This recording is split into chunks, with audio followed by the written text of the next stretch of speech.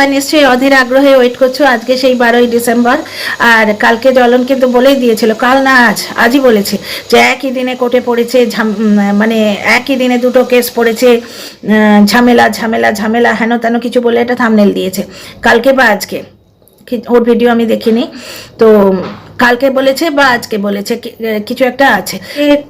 Controversial line দেওয়ার chance পেলে ও দেবে না এমন তো হতেই পারে না, কারণ জ্বলন এখন বলেছে ও কন্ট্রোভার্সি দেবে না। কতদিন পারে তোমরা দেখো, ও কন্ট্রোভার্সি না দিয়ে কতদিন ওর পেটের ভাত হজম হয় দেখো। অথবা জ্বলন ধরে নিয়েছে আমি দেবো না কন্ট্রোভার্সি, আমার নাম করে যে চ্যানেল গ্রো করছে নতুন নতুন সে দেবে। কারণ দু জায়গায় মন কি বাত হলে আবার দর্শকরা যদি না নিতে পারে, যে দেবা দেবী দুজনে মিলেই মন কি বাত শুরু করলে ওভারডোজ না হয়ে যায়। তো যাই হোক, জ্বলন বলে দিয়েছিল কোর্ট কেস আছে। টিনার তরফ থেকে ওর ব্লগে কিচ্ছু দেখা যায়নি। টিনা কোর্ট কেসের কথা হয়তো বলে না, এটা ঠিক কথা, টিনা কোর্ট কেসের কথা বলে না, কিন্তু টিনার ব্লগিং এ কিছু না কিছু থাকে।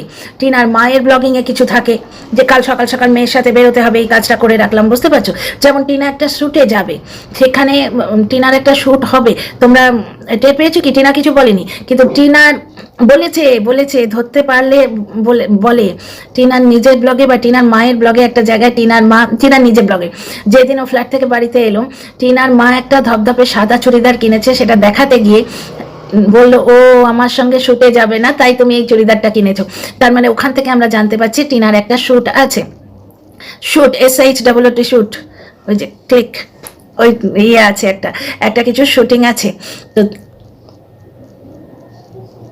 ওখান থেকে আমরা জানতে পারছি টিনার একটা শুটিং আছে। ঠিক তেমনি কোর্ট কেসের ব্যাপারটা কোথাও না কোথাও থেকে বেরিয়ে আসে। টিনার মা, টিনার বাবা এবং টিনা তিনজনে মিলে ব্লগিং করছে। তিনজনের মানে ব্লগিং এর ক্ষেত্রটা আলাদা, খুব সুন্দরভাবে ম্যানেজ করে যাতে একজনের কন্টেন্ট আর একজনের ব্লগিং এ ওভারল্যাপ না হয়ে যায়। কিন্তু তা সত্ত্বেও মানুষগুলো তো একই পরিবারের। টিনার মায়ের ব্লগ থেকে আমরা জানতে পেরে যাব কাল আবার সকাল সকাল বেরোতে হবে, তো তাই এই কাজ করে রাখলাম। টিনার বাবা বললো কালকে মেয়ের সাথে যাব, এইরকম হয়তো কিছু বললো, বা টিনা নিজে বললো যে কাল আমাদের বেরোনো আছে, তাই আমি এই কাজগুলো করে রাখলাম, আজকে শুটিংটা কমপ্লিট করে রাখলাম। বুঝতে পারছো ব্যাপার স্যাপার? একটু না একটু বোঝা যায় ওর কোথাও যাওয়া আছে। ও হয়তো কোর্ট কেসের কথাটা বলে না, কোনো রকম কন্ট্রোভার্সিয়াল টাইটেল দেয় না, কিন্তু কোথাও যাওয়া আছে এটাও বলে।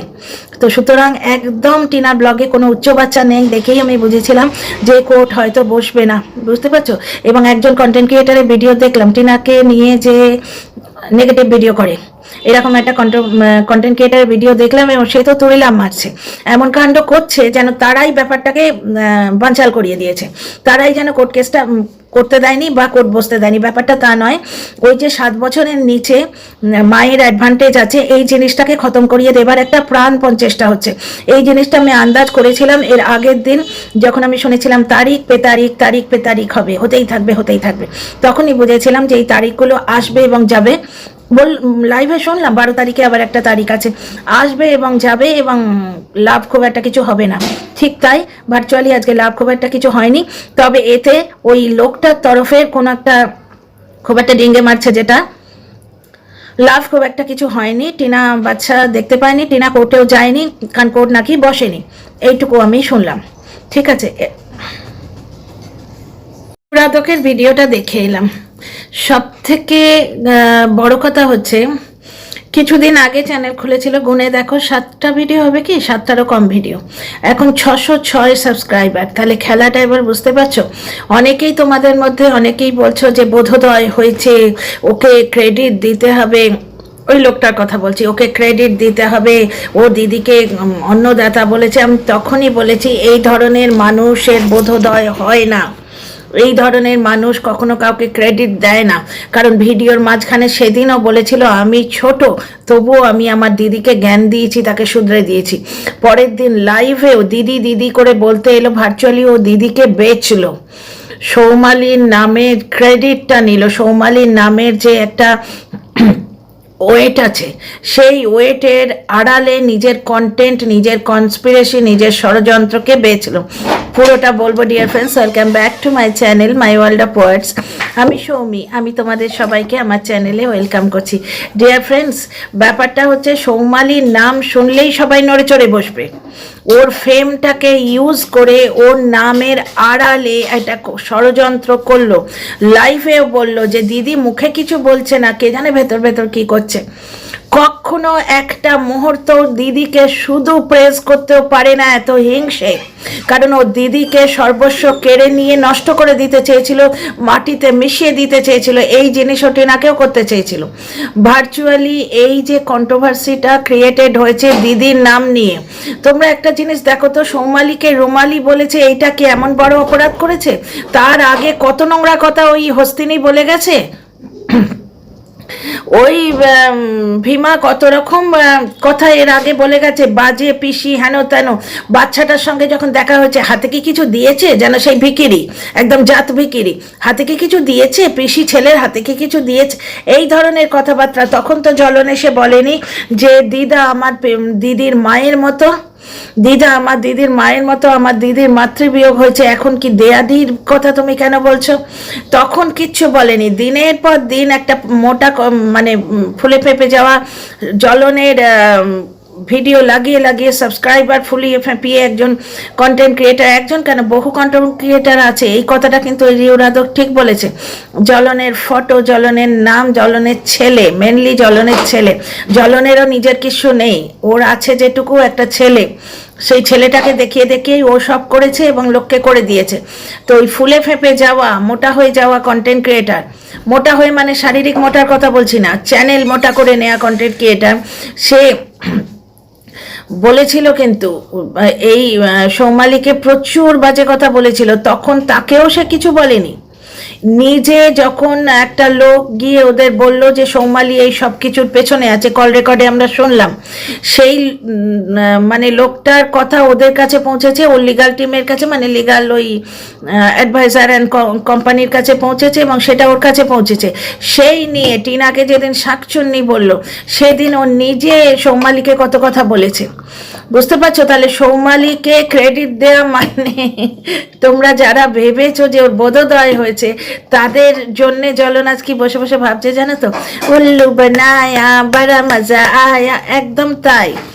এখানে গেমটা চলছে তিনজনের, ওই লোকটা, পোষা পাখি এবং পাতানো। বুঝতে পারছো? এই তিন পি মিলে তোমার, তিন পি মানে ওই পোষার পি আর পাতানোর পি। বুঝতে পারছো? এই পি বলছি, অন্য কিছু ভেবো না। এই তিন পি মেলে একটা ভয়ঙ্কর গেম খেলছে। পাতানো ভাই, পাতানো দিদি, পাতানো কিছু, পাতানো বন্ধু। কারণ সে বন্ধুটি তো নিজেই বলেছে ফ্রেন্ডশিপ আছে, থাকবে। আচ্ছা, অনেক কথা বলবো, মানে ধৈর্য ধরে পুরো ভিডিওটা দেখো। ব্যাপারটা হচ্ছে যে এই যে তিনজন, এই যে ট্রায়ো, এদের একটা ভয়ঙ্কর গেম চলছে। ব্যাপারটা হচ্ছে জ্বলন মুফতে বসে বসে কাউকে খাওয়াবে। তোমরা ভাবো কাউকে খাওয়াবে?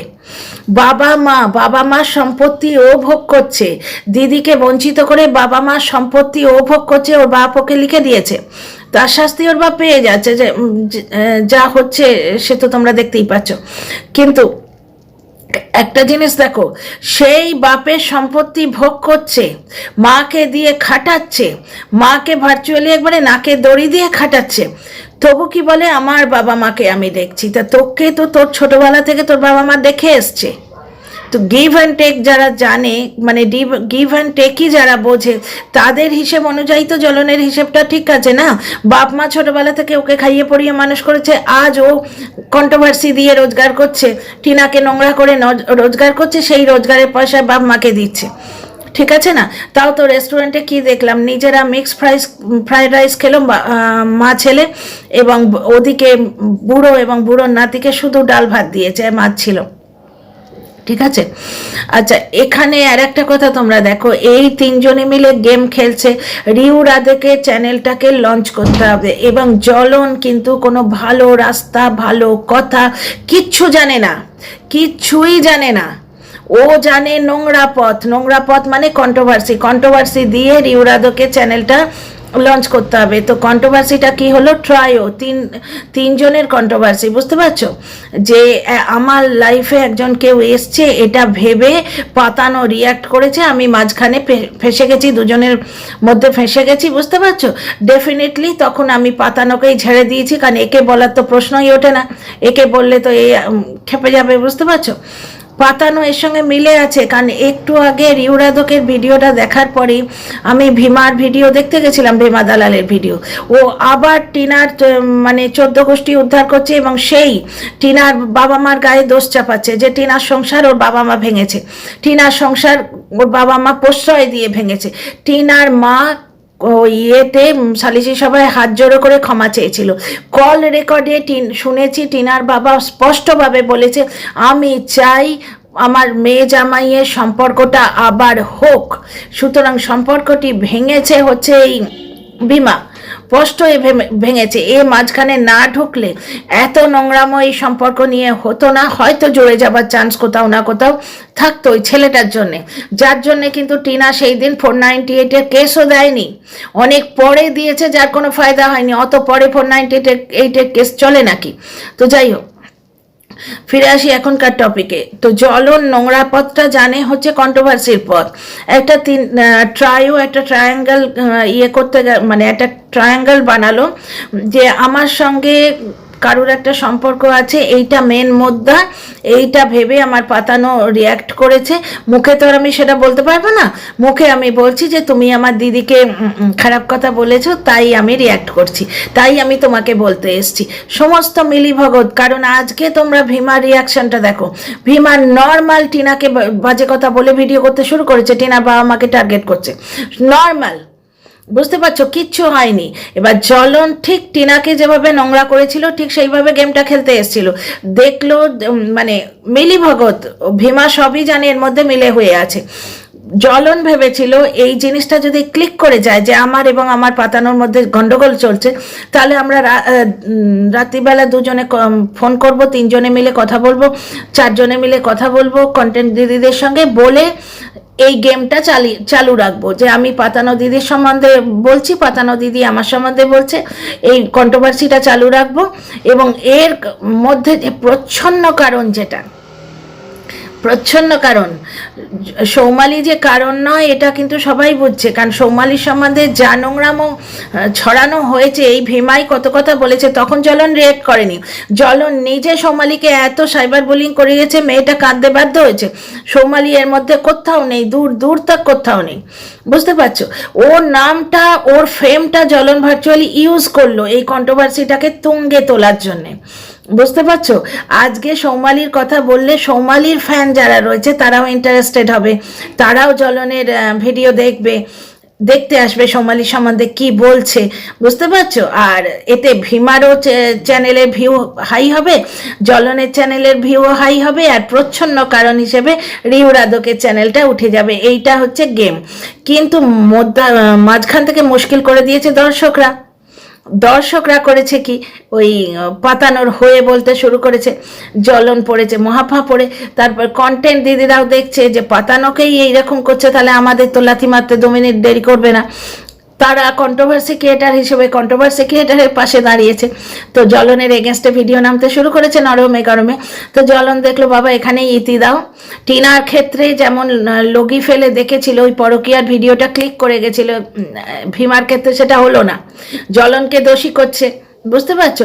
সঙ্গে সঙ্গে ও ক্ষমা চেয়ে নাটক করলো যে আমি আর এর মধ্যে নেই, আমি আর কোনো কন্ট্রোভার্সিয়াল ভিডিওতে বলবো না। এবার কতদিন পারে সেটা দেখো, এই লোকটা বাই নেচার কন্ট্রোভার্সি ভালোবাসে।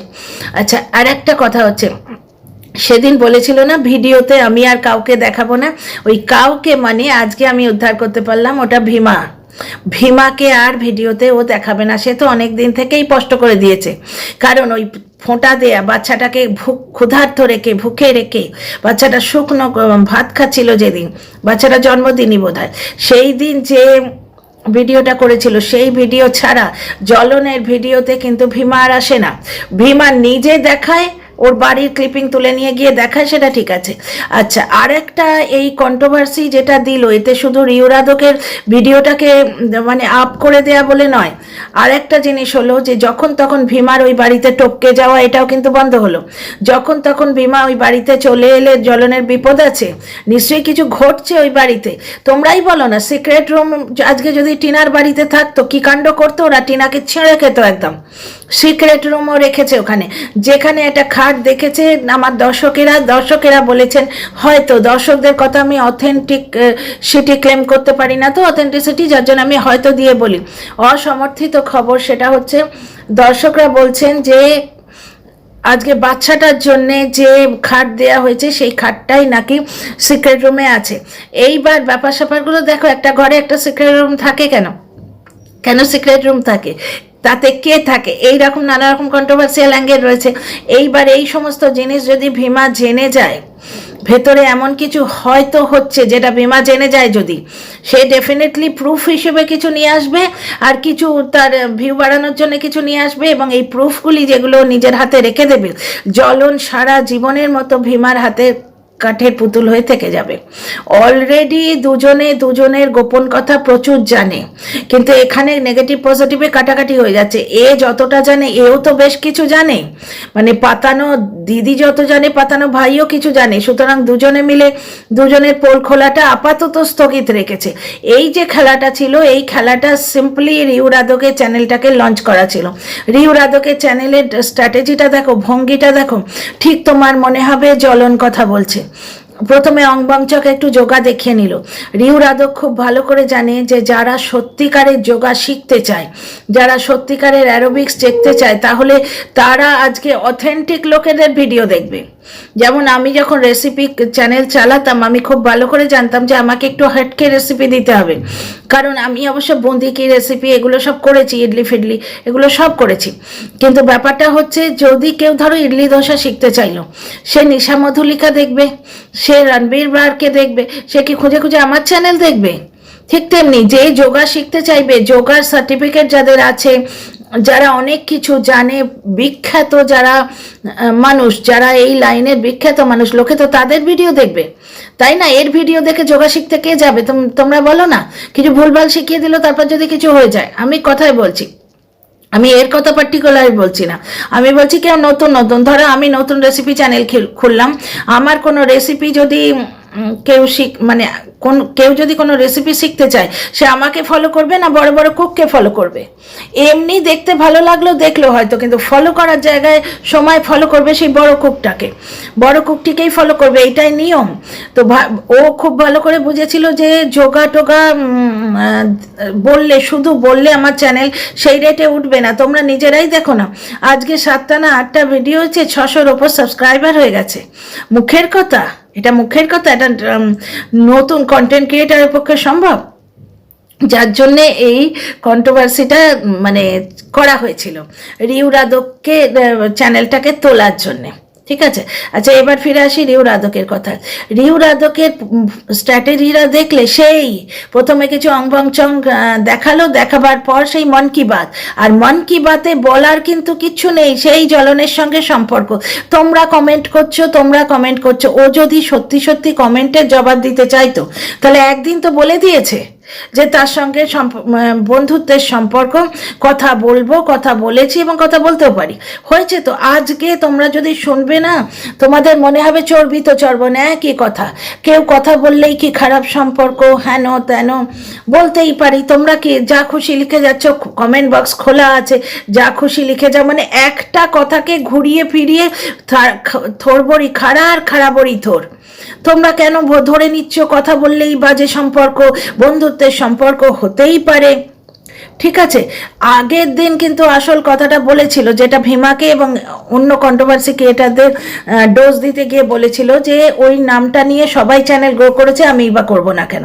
ঠিক আছে, এই অবধি সব ঠিক আছে, কিন্তু পদ্ধতিটা দেখো। দর্শকদের মনে হতেই পারে ঠিক যেন ওই লোকটা কথা বলছে, এবং সব থেকে আশ্চর্যের ব্যাপার দেখো, জ্বলন এই মেয়েটাকে, এই মেয়েটার চ্যানেলটা তোলবার জন্য যে একটা নতুন কন্ট্রোভার্সি ক্রিয়েট করলো, ওই লোকটা তো একটা পার্ট অফ ইট। পাতানো ভাই, এই দুজনেই কিন্তু খেলোয়াড়, এই কন্ট্রোভার্সির খেলোয়াড়, দুজনেই পার্ট। তো এখানে একটা জিনিস দেখো, দর্শকরা অলরেডি রিউকে গিয়ে বলতে শুরু করেছে যে ভীমার থেকে ওকে দূরে রাখো, কোনো কন্ট্রোভার্সি কিন্তু আর জ্বলনকে দিয়ে বলতে দিও না। কথাগুলোর মানে বুঝতে পারছো? দর্শকরা অলরেডি ধরে নিয়েছে that girl is part of the life of that man. ওই মেয়েটা ওই লোকটার জীবনের একটা অংশ অলরেডি হয়ে গেছে, এটা দর্শকদের মনে ঢুকে গেছে। এক একজন গিয়ে যেন সেই মানে ঘরণীকে যেরকমভাবে বলে না হাজব্যান্ডের সম্বন্ধে, ঠিক সেইভাবে ভীমার থেকে দূরে রাখো, ওকে ভীমার কাছাকাছি যেতে দেবে না, কোনো কন্ট্রোভার্সিতে পড়তে দিও না। ও তো বলছে, মেয়েটা তো বলছে ও বন্ধু, ফোনে কথা বলে, তাহলে তাকে এত সব বলার কি দরকার? তার মানে কি এই মেয়েটা ফোনে হয়তো এমন কিছু বলে দেবে, ওর কথা শুনবে জ্বলন? তো যাই হোক, তাহলে বুঝতেই পারছো মেয়েটা অলরেডি 600-তে উঠে গেছে। অনেকে আবার কনগ্রাচুলেট করতেও শুরু করেছে, খুব তাড়াতাড়ি তোমার 1K হয়ে যাবে, মানে রোজগার শুরু হয়ে যাবে। এইখানে মজাদার বাত হচ্ছে, যখন টিনার বাবা টিনার মা ঠিক এই সৎ পথে রোজগার করার চেষ্টা করে, তখন তাদের অর্থের লোভ। কিন্তু জ্বলন যখন কন্ট্রোভার্সি দিয়ে কাউকে না কাউকে তুলে দেয়, তখন হচ্ছে সেটা মজাদার ব্যাপার। এটা চ্যানেল গ্রো করার ট্রিক্স হতেই পারে, হতেই পারে। মানুষ মানুষের সঙ্গে কথা বলতেই পারে, ঠিক আছে।